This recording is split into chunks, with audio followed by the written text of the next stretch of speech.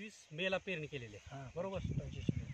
25 मे 25 जून, एक महिना आणि जवळजवळ आता 35-36 दिवस झालेत आपल्याकडे. तर ह्या स्टेजला आपल्या तुरीचा पहिला शेंडा खुडणं अपेक्षित आहे. तर शेंडा किती खुडाल, तर टॉप जे आहे त्याचा 1 इंच वर लय झाला तरी साधा हा साधारणतः एवढा भाग हा खुडून टाकायचा.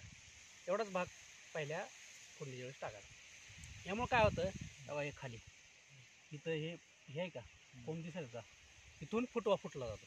तिथून 4 ते 5 फुटवे चांगल्या प्रकारे फुटतात.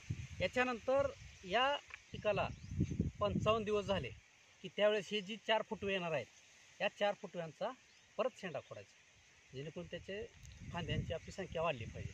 आणि याच्यामुळे काय होतं की आपल्या उत्पन्नामध्ये वाढ होते. साधं टेक्निक आहे, याला काही दुसरं जास्त कष्ट म्हणा किंवा लय मोठा खर्च असं काही विषय नाही. तर याच्यामध्ये फक्त शेंडा खुडला तर तुमचा 15 ते 20% उत्पन्नामध्ये फरक पडतो. अशा सर्वसाधारण फांद्या किती येतात माहिती आहे का, 4 ते 5. जर शेंडा खुडला तर तुमचा 6 ते 8 फांद्या येतात. म्हणजे जवळजवळ फांद्याची संख्या 1.5 पट होते. म्हणजे उत्पन्नही आपलं 1.5 पट होतं. आलं लक्षात.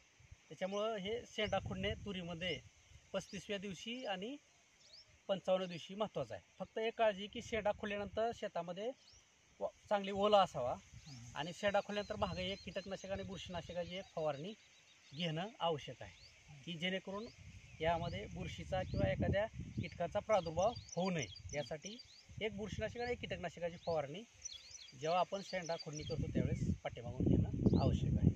आलं लक्षात.